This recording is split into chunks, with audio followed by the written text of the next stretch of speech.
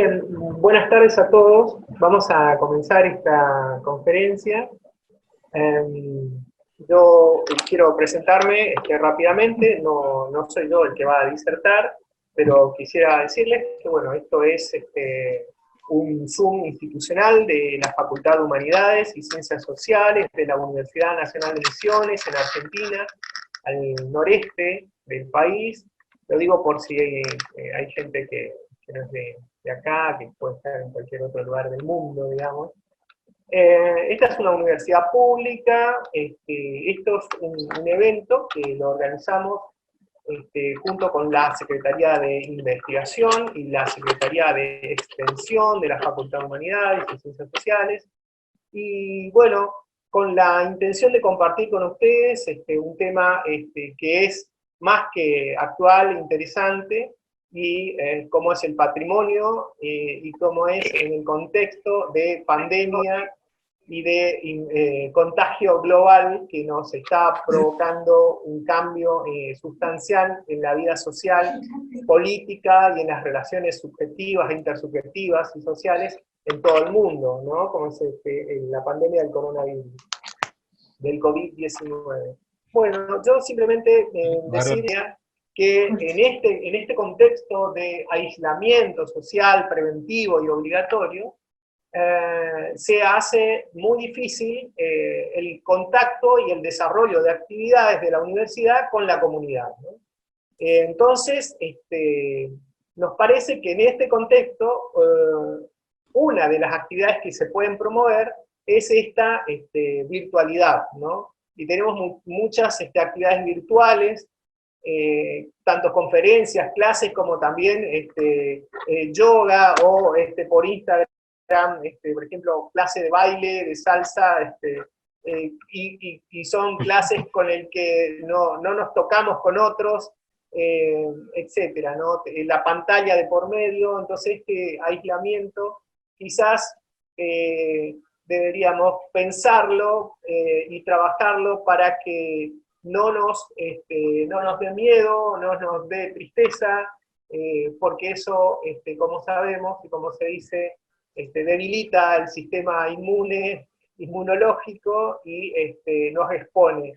De manera que estos espacios de compartir, aunque sean virtuales, deben ser seguramente, podemos aprovecharlo para sentirnos mejor, para, ¿por qué no?, sentirnos más felices o alegres, y poder crear espacios rituales académicos que nos llenen de alguna manera tanto el espacio cotidiano de actividades como, ¿por qué no?, el alma o la mente, podríamos decir.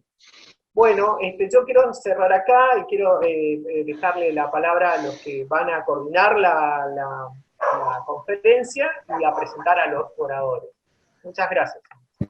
Muchas gracias, Néstor. Me presento también, soy Froilán Fernández, secretario de Investigación y Posgrado, secretario de Investigación, mejor dicho, de la Facultad de Humanidades, que forma parte, la Secretaría de Investigación forma parte de la Secretaría de Investigación y Posgrado de la Facultad.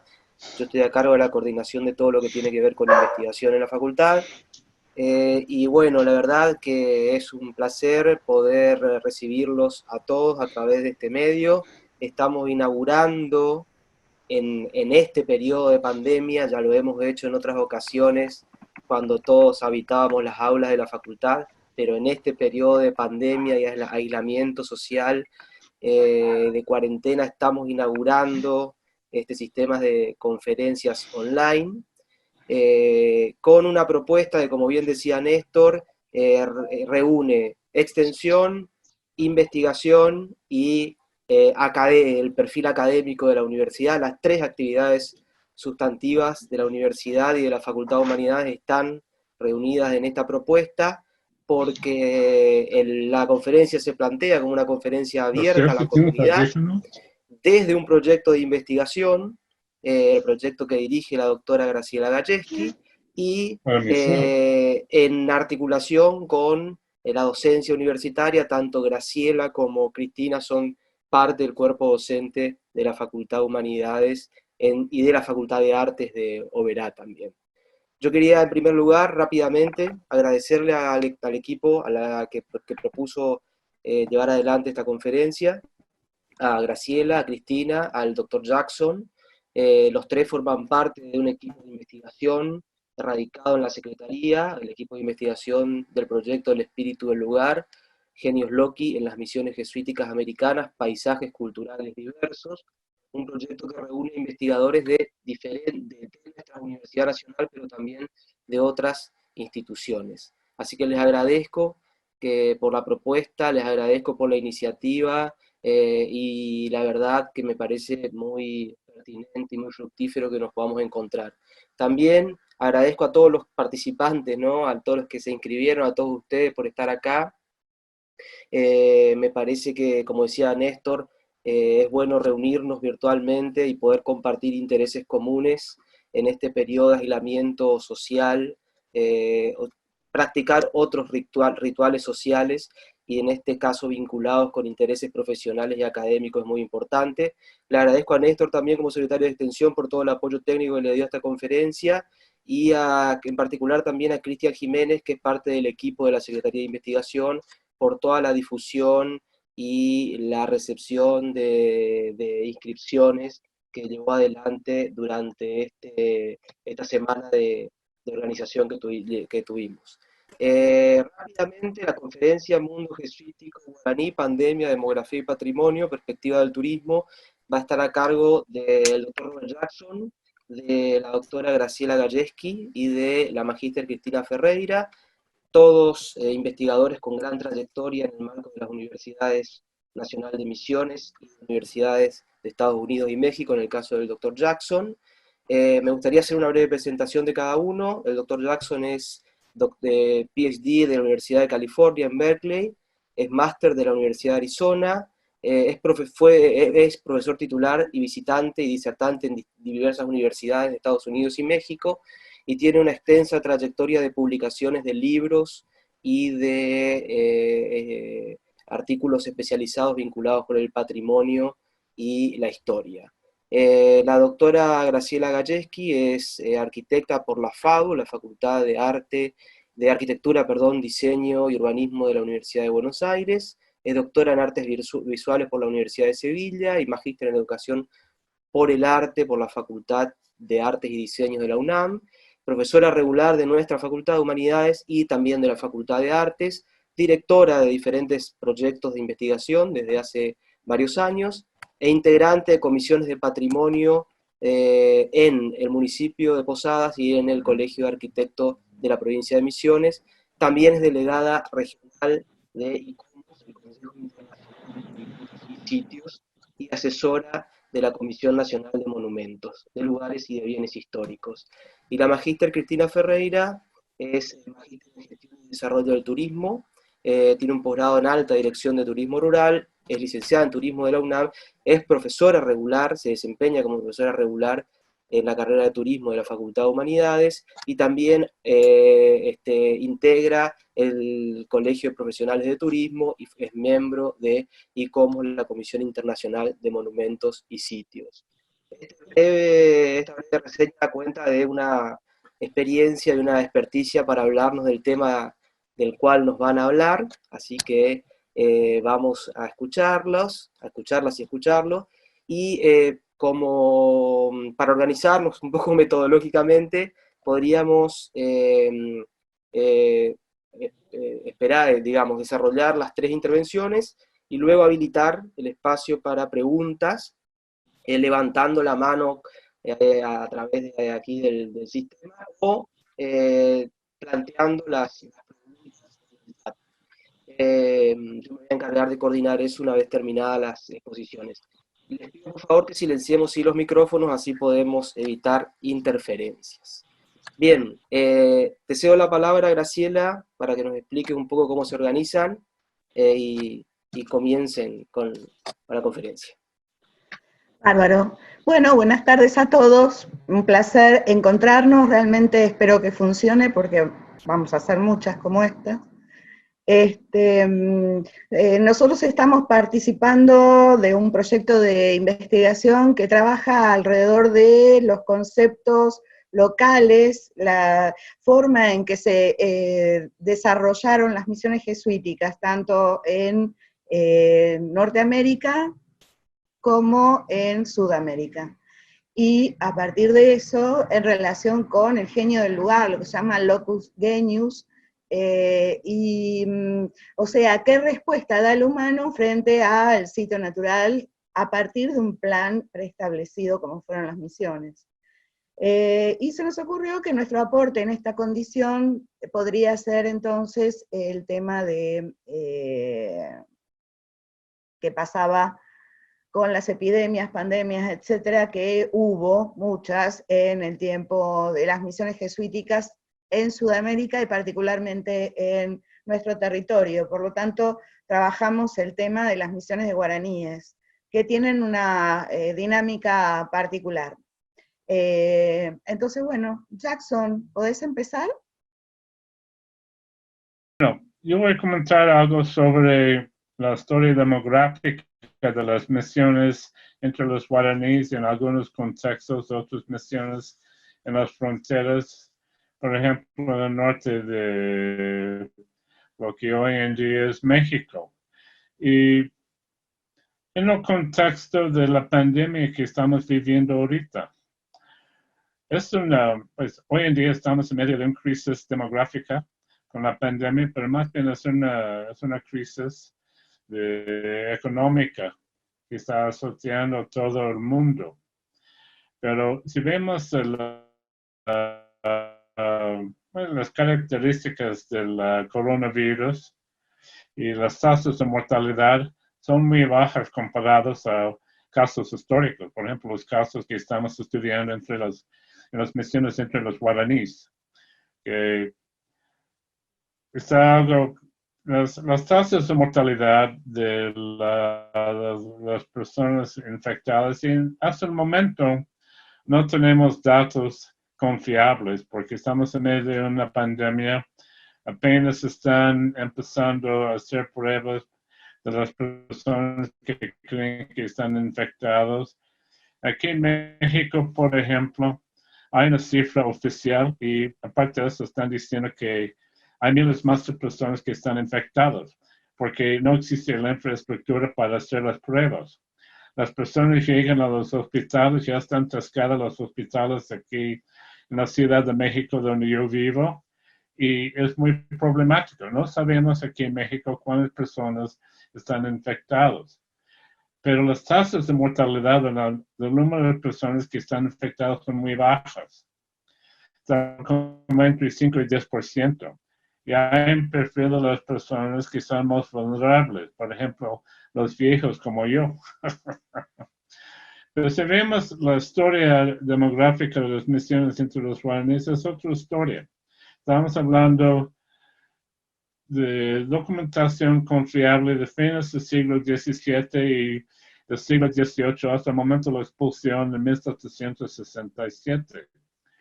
Una de las primeras epidemias de que tenemos muchos datos es de 1695, que fue un brote de sarampión. Y en la ANOVA de este año describe con mucho detalle cómo empezó el brote. Dice que llegó a Candelaria y tapó unas balsas que estaban comerciando con Santa Fe. Y entre las tripulaciones de las balsas había gente ya enferma. Llegaron a los pueblos y ahí se propagó las epidemias. Porque estamos hablando de poblaciones que estaban en un plan urbano nucleado. Vivían en edificios con muchos pequeños apartamentos y las familias vivían juntos, unos con otros. Y más en el verano, cuando hace un calor bárbaro allá en la región de Misiones. No pasaban mucho tiempo adentro de los apartamentos, sino estaban afuera. Entonces, en estas comunidades misionales se propagaba rápidamente el contagio. En el caso de este brote de sarampión, murió varios miles de personas en la zona de lo que hoy en día es la provincia de Misiones. Empezó en Candelaria y Itapú, y de ahí iba propagando a los otros pueblos y misiones. Y hubo como un brote de una epidemia, más o menos cada generación en las misiones. Lo quiere decir que más o menos cada 20 años, 21 años, 22 años. ¿Y qué significaba esto? Bueno, las personas más susceptibles al contagio eran las personas, los niños que nacieron después del último brote, que jamás habían estado expuestos a la sarampión o a la viruela. Y tenía que llegar a cierto punto, a cierto nivel de población para sostener la cadena de infección.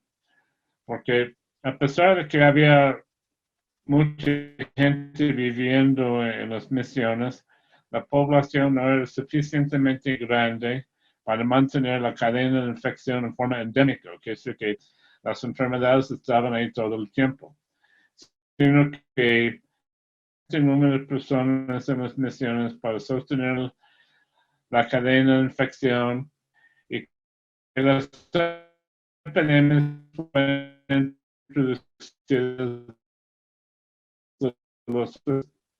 de los otros centros de población, por ejemplo, Asunción, Santa Fe, medio de los dos ríos, el río Paraná y el río Uruguay. Así se propagaba las epidemias en las misiones guaraníes. Otro caso que tenemos en Sudamérica, en las misiones de Chiquitanía, esas misiones estaban aisladas geográficamente y los jesuitas controlaban el contacto con los colonos de Santa Cruz de la Sierra.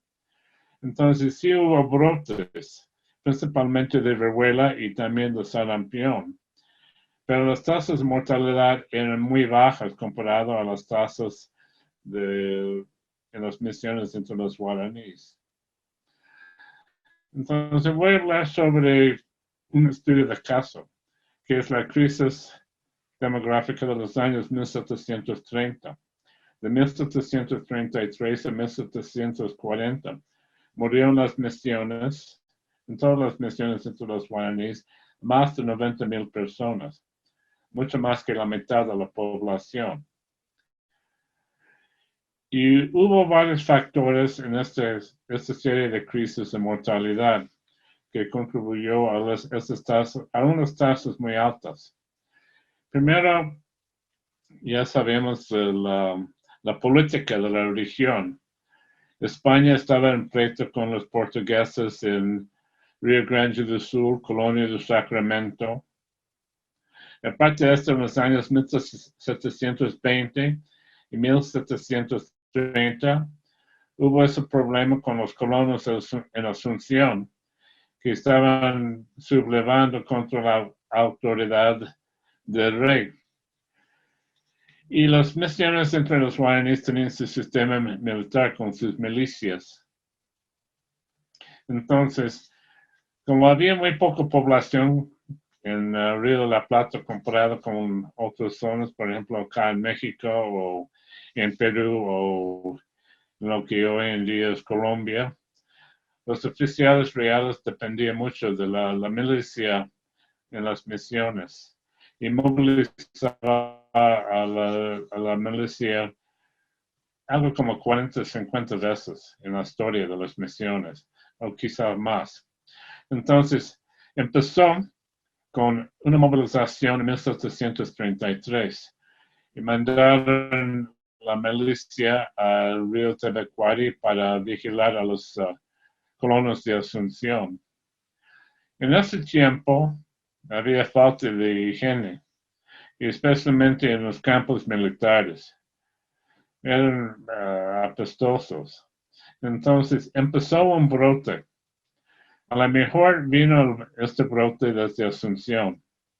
Llegó al campo militar y las misiones tenían que proveer víveres a la milicia. Entonces los jesuitas mandaron residentes de las misiones para llevar víveres a las milicias. Y esas fueron principalmente las misiones que están ubicadas lo que hoy en día es el sur de Paraguay, Guazú, Santa Fe, Santa Rosa, etc. Entonces, en 1733 empezó un brote en estas misiones. Y estoy hablando de niveles de mortalidad catastrófica. No quiere decir que pues, en mis estudios yo defino la mortalidad catastrófica a ser más de 250 por mil población, o quiere decir 25% de la población. Y en el caso de este brote en 1733, las tasas de mortalidad estaban en exceso de 400 por mil población, o quiere decir 40% de la población murió. Y esto fue una epidemia local, o quiere decir que principalmente en las misiones en el sur de lo que hoy en día es Paraguay. Había mortalidad en otras misiones, pero mucho más baja. Entonces terminó esto siguiente y por varios años hubo pues, problemas con las cosechas. Y hubo unos años de hambruna. Y las cartas anuales describen la salida de los guaraníes que estaban buscando comida, porque no había suficiente comida en las misiones. Y dicen que desapareció miles de guaraníes. Un grupo se fue a establecer en una comunidad alrededor del lago Ibera. Y en las cartas anuales dicen que era una parodia de la fe, la iglesia, los rituales de la iglesia católica. Y que dice que también, y esa es una cifra directa de la carta anual, que fue una sinagoga de Satanás, que se hacía una referencia a los judíos y también a Satanás. Y como contexto cultural, los jesuitas, como todos los misioneros en el siglo XVI, siglo XVII y siglo XVIII, pensaban que estaban en una guerra con Satanás. Decían que estaban en una guerra contra el demonio. Bueno, entonces por varios años, la gente estaba fugando a las misiones, buscando comida. Y las cartas anuales dejaron una descripción muy gráfica, que gente que encontraba los cuerpos de gente, en algunos casos ya comida por animales silvestres, que algunos de los fugitivos fueron con los indígenas al otro lado del río Uruguay, como los guanoas y la charrúa. Y dicen que en algunos casos los charrúa mataban a los hombres y quedaba con las mujeres solamente. Entonces fue una crisis muy aguda.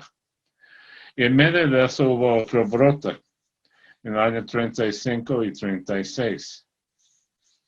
Se calmó el asunto en 1737 y la población de algunas misiones empezó a recuperar. Y cuando termine este narrativo sobre la crisis, voy a explicar un poco más sobre los patrones demográficos. Y luego, en 1738, y quizás fue a fines del 37, que durante el verano, empezó otro brote de viruela. Y en 1738, 39 y 40, mató casi 40,000 guaraníes en las misiones. Y siempre la tasa de mortalidad varía entre las misiones. Había muchos factores. Pero en algunos de los casos, y voy a citar unos ejemplos. En 1739, la tasa de mortalidad en San Lorenzo, ubicada al este del río Uruguay, alcanzó al 57% de la población. Y el peor caso, creo que fue San Nicolás, también ubicado al este del río Uruguay. Y en 2 años, en 38 y 39, la tasa de mortalidad era más del 80% de la población. Otras misiones eran menos. Por ejemplo, en Concepción fue como 35%, en Apóstoles alcanzó a más del 50%, Santa María la Mayor en los 2 años, 38 y 39, perdió 60% de su población más o menos. Entonces, esto fue un desastre demográfico. En el año 1732, el año antes del inicio de este ciclo de mortalidad, la población total de las misiones era de más o menos 141,000 personas. Y terminando la crisis, quiere decir en 1740, hubo algo como 79,000. Casi la mitad de la población murió. Ahora, ¿cuáles fueron las consecuencias demográficas? Como ya había comentado, hubo un brote más o menos cada generación, cada 20 años. La mortalidad en la brote de la viruela de 38 a 40 mató muchos niños y, bueno, la definición del adulto era una persona como 14, 15 años o más adelante. Los párvulos eran los niños hasta 9 o 10 años. Y las mujeres guaraníes se casaban más o menos como 13, 14 años. Entonces, este brote mató principalmente a las personas que nacieron después del último brote, que fue en 1718 a 1719. Ahora, las consecuencias. Bueno, he estudiado la demografía de misiones en otras partes de la América Española. Por ejemplo, las misiones de California, que hoy en día están en parte de los Estados Unidos, Baja California, Sonora, etc. Lo que vemos, por ejemplo, en las misiones de California, y eso es un caso extremo. La misión de Santa Cruz. Los franciscanos y el frente del Colegio Apostólico de San Fernando, que está ubicado aquí en la Ciudad de México, bautizaron más o menos 1,100 mujeres y niños, en el transcurso de más de 40 años, hasta el año 1832. En este año hay un padrón y la población era 284. De esos, solamente 31% eran mujeres y niños. Lo que es que había un imbalance de género, algo muy grave. Y si una población tiene ese tipo de imbalance, no puede reproducirse. Entonces, es una situación bastante complicada, las causas de tanta mortalidad en la misión de California. Otro caso que en la misión districtica de Mulegé, en la Baja California, hice un estudio de como 140 niños que nacieron en la misión. De eso, más del 90% de los niños murieron antes de llegar a 10 años. Lo quiere decir que el patrón demográfico de esas misiones al norte de México se caracterizaba con una tasa de mortalidad infantil bastante alta y también una tasa de mortalidad por género, que es que más mujeres murieron que hombres. Y con eso la población no puede reproducirse. Pues, ¿qué pasó en las misiones entre los guaraníes? El opuesto. Y a pesar de esta mortalidad tan drástica en la brote de la viruela, había más mujeres que hombres en las misiones guaraníes. Y el rango varía de misión a misión, pero era como 51, 52% eran mujeres y niñas, hasta 55, 56%. Entonces, esto era algo muy positivo para la recuperación de la población. Porque obviamente muchas parejas perdieron, muchos hombres y también muchas mujeres perdieron su pareja en la epidemia. Lo que he documentado después de los brotes es un aumento en la formación de nuevas familias. Lo que quiere decir que sí, en tiempos normales había cierta cifra de matrimonios en la formación de nuevas familias. Después de los brotes, había mucho más. Entonces, una adaptación a estas tasas de mortalidad es la formación de nuevas familias. Y después, las tasas de natalidad en las misiones de los guaraníes eran muy altas. me gusta decir que reproducían como conejos. Principalmente porque, como había comentado ya, las mujeres guaraníes se casaban muy jóvenes, cuando entraban a la pubertad, como 12, 13, 14 años. Y si vivían, si no morían jóvenes, había la posibilidad de producir 7, 8, 9 y 10 niños en su periodo de fertilidad, que es entre como el año 13 hasta 45, 46 por ahí. Entonces, y no había, eso es un factor muy importante, no había factores económicos que limitaban la formación de nuevas familias o la reproducción. Quiere decir que en Europa, por ejemplo, en el siglo XVIII, las mujeres y los hombres generalmente se casaban cuando tenían más de 20 años. Esto fue un factor económico, porque los hijos, por ejemplo, estaban sujetos al papá hasta que el papá decidió que podían casarse y cuando tenían los recursos para poder establecer una familia. En una sociedad agrícola, eso quería decir que tenía acceso a tierra, que alquilaban tierras o que el papá les dio tierras para su propia cuenta.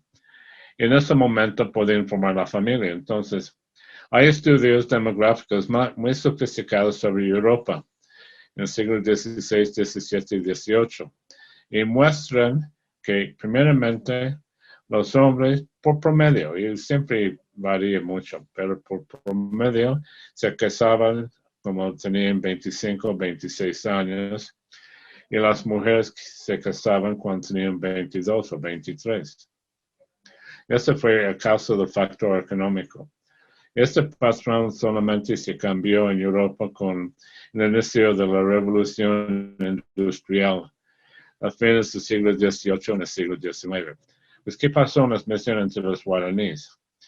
Pues, a propósito, los jesuitas establecieron las misiones donde no había colonos españoles y había una abundancia de tierra. Entonces, esto no fue un factor que limitaba la formación de las familias, tenían acceso a la tierra. Y además de esto, a pesar de que tenían la obligación de pagar el tributo, los jesuitas, para liberar a los guaraníes de la obligación de salir a trabajar y buscar recursos para pagar, pagaban el tributo de los recursos comunales, solo que son los recursos que controlaban los jesuitas. Entonces hubo un aumento en la formación de nuevas familias después del brote y reproducían como conejos. Hay evidencia que indica que después de los brotes las tasas de natalidad eran más altas que antes. Entonces las poblaciones recuperaban, empezaban a crecer de nuevo. Y esa es la diferencia con las poblaciones en las misiones del norte de México. Un brote bajó la población y jamás recuperó. Porque en los años sin epidemias hubo esas tasas de mortalidad infantil muy altas y las poblaciones no pueden reproducirse. Entonces, después de 1740, las poblaciones empezaban a crecer de nuevo. No alcanzaban el mismo nivel que tenían las poblaciones antes de la crisis, pero sí crecían. Y antes del siguiente brote, alcanzaba más o menos a 100,000 personas. Entonces sí estaban creciendo. Y el siguiente brote fue otro brote de la viruela que en los años 64 y 65, en los años antes de la expulsión, hubo el fiasco del Tratado de Madrid, cuando España y Portugal trataban de defender a sus indios en Sudamérica. Y bajo el tratado, la corona cedió a Portugal el territorio de las 7 misiones orientales, que son las 7 misiones ubicadas al este del río Uruguay. Los pasaron hasta las manos de Portugal. Y el tratado, tenía una prohibición secreta de que si resistían los guaraníes, España y Portugal iban a mandar fuerzas armadas para suprimir la resistencia. Esto sí obviamente ocurrió. El plan, pues más bien podemos decir que los guaraníes tenían 2 opciones. Es mover o quedar con los portugueses. Y podemos decir que por más de un siglo, los guaraníes estaban aliados con los jesuitas precisamente para resistir los portugueses. Y los portugueses en Brasil eran el enemigo común.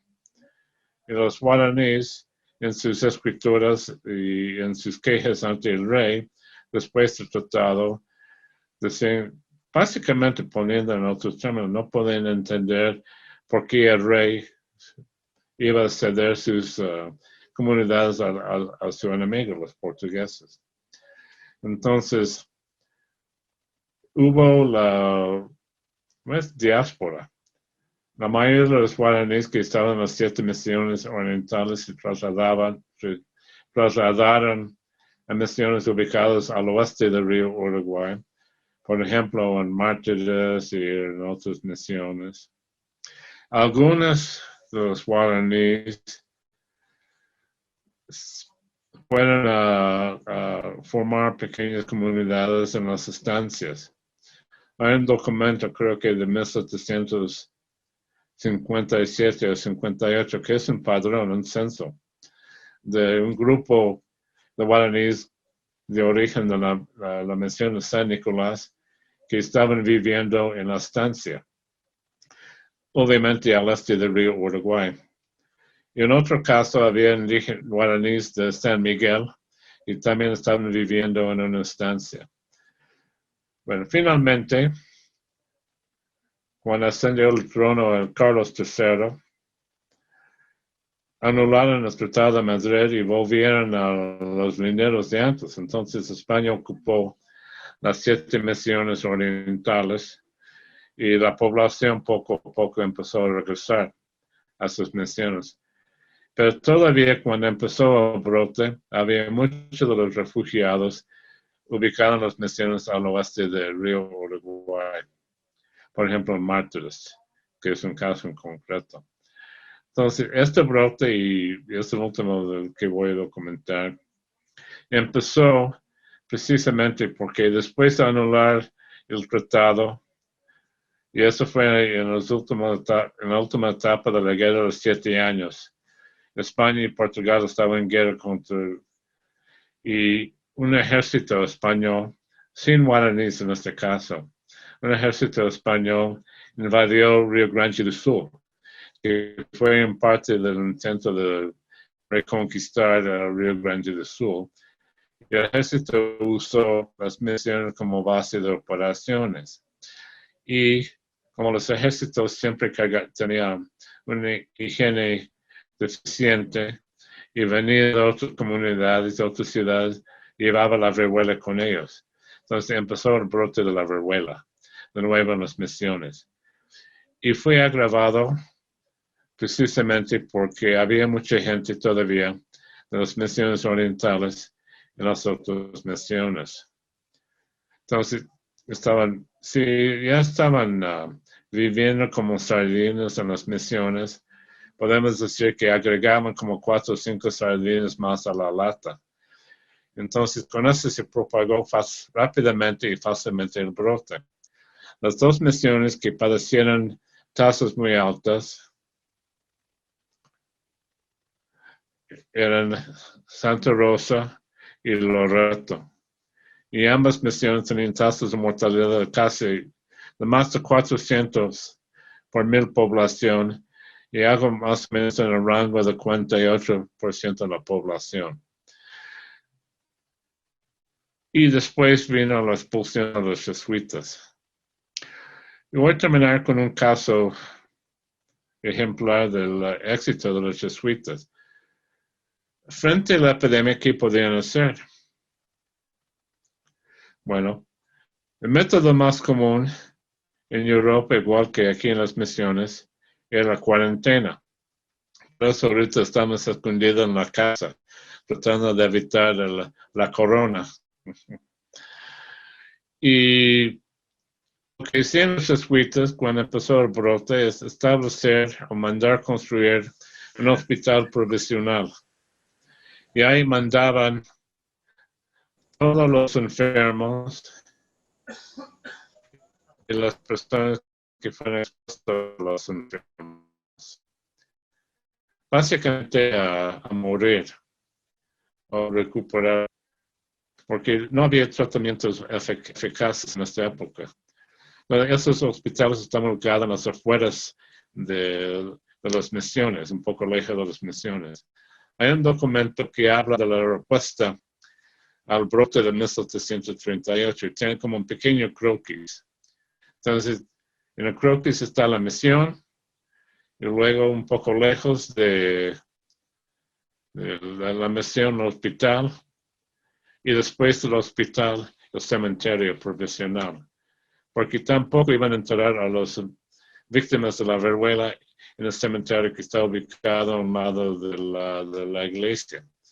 Porque había en ese tiempo la creencia en miasma, la idea de que el gas del cuerpo que estaba decomponiendo podía salir y provocar otro brote, que obviamente era ridículo, pero eso es que pensaban. Entonces, esta fue la estrategia.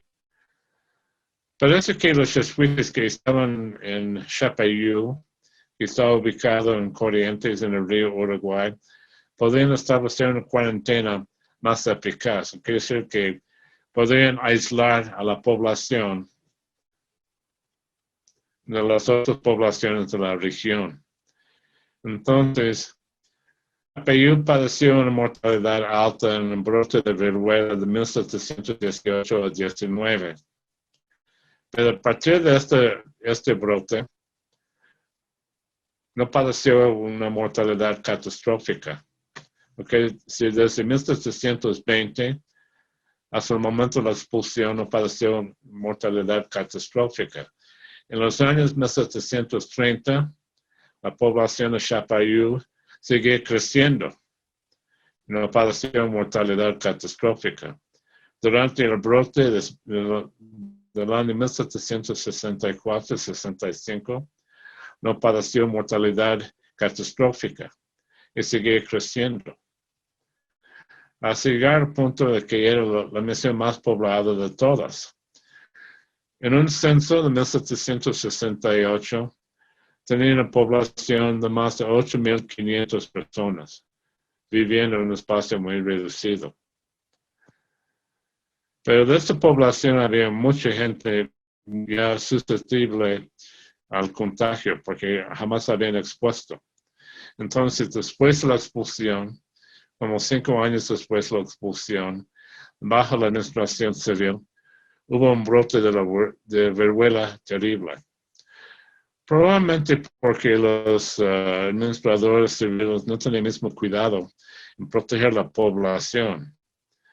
Entonces, en el brote de 1771-72, murió algo más que 60% de la población de Chapayú.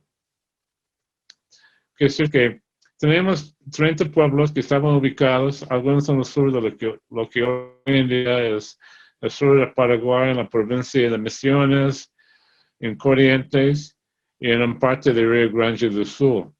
En el siglo XVIII esto fue la frontera.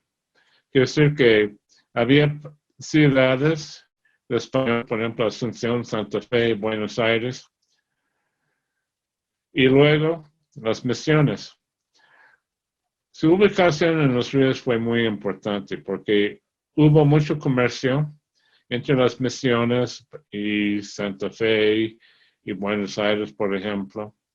Y como ya había comentado, se propagaban las epidemias por medio de este comercio por los ríos. Adentro de las misiones, y creo que Graciela después va a mostrar un croquis o 2 croquis sobre eso, había una traza nucleada basada en el plan grid. Quiere decir que en medio de todo había una plaza. A un lado fue la iglesia, a un lado la iglesia, el cementerio y el colegio, donde había los apartamentos de los misioneros y almacenes y talleres, etcétera, etcétera. En la mayoría de los casos había 2 claustros en el colegio. Pero el punto que está diciendo Graciela es que en un espacio muy reducido, los guaraníes vivían en un grupo de edificios que contenía 5, 6, 7, 8, 9, 10 pequeños apartamentos.